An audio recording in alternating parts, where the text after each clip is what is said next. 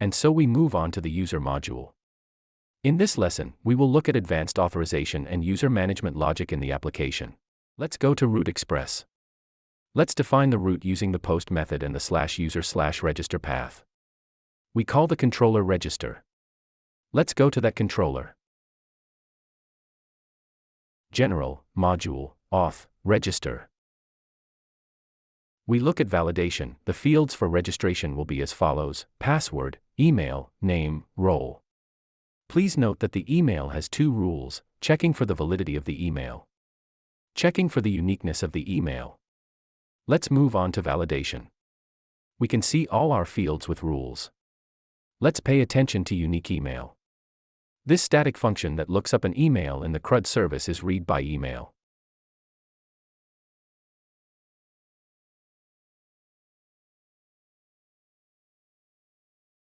Let's move into it. We see a simple function with a default find_one method and an email parameter. It is called with our user model. Let's look at the user model. We see the minimum required list of fields to create a user. There is an auth token field. This string will be a hash code that will store authorization data. All other fields should be self-explanatory. Let's move on to validation and see that any check can be done in the same way. Let's look at the role. Here we have defined two parameters: 1, user; 2, admin. Let's go to the controller. We look at role allowed. It is important to set the flag to anonymous here. In addition to anonymous, no one can access this controller. Logic run. We call the registration service. And we send the client the result in case of success. Since we will be confirming via email, we say to the client, check your email for instruction. Let's open the registration service. 1. First of all, we generate a secret code. 2. We save the cache in the radish with the key confirm register email, and the value will be the user's data from the form. 3. We send an email to the client with a secret code. Let's move on to readies. In the readies class, we have two methods. 1. Set, writes to the cache. It takes 4 parameters: name, values, cache lifetime, overwrite. 2. Get, gets from the cache by name. It takes 2 parameters, name and in what form to get the data. By default, this is a string, but can be converted to an object. Everything is very simple, and I think here you should not have any questions. For homework, try creating caches with different lifetimes and data types. Let's go to the email service and look at the email template that the user will receive. Let's open the mailer service, root Micromq. We see that we have a user register action. Let's move on to it.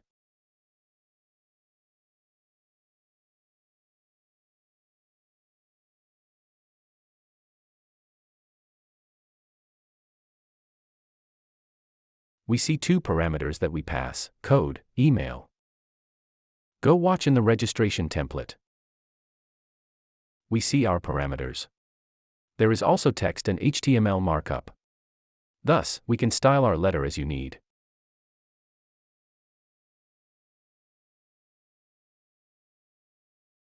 Let's go to the confirmation controller.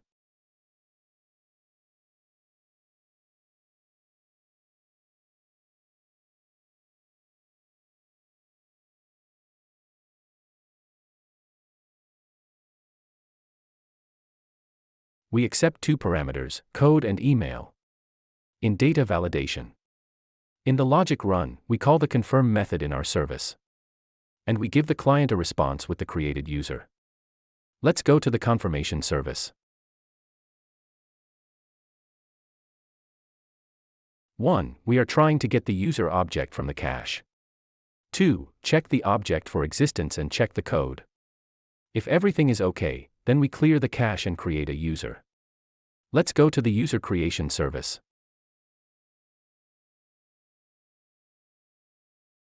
We see that we define all the necessary fields, create a password hash and call the save function from under the mongoose.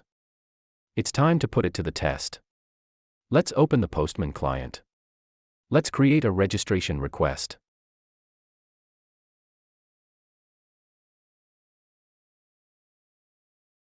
Let's write the method and enter the URL.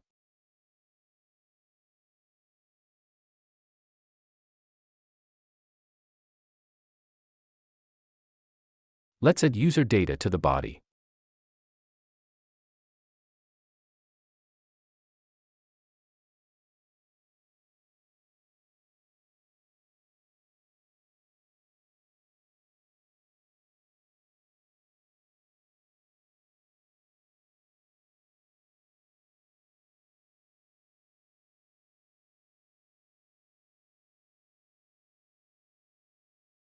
We send. See a successful send. Let's check the mail. The letter was successfully received and now it remains to copy the code. We copy the code. Go to Postman and create a confirmation request.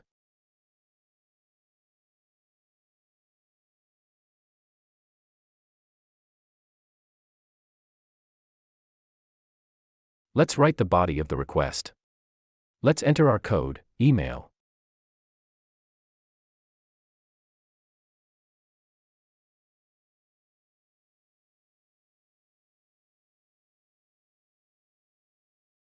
And we send. We see a successful response and the user has been created. Let's check in the admin go to our database with users.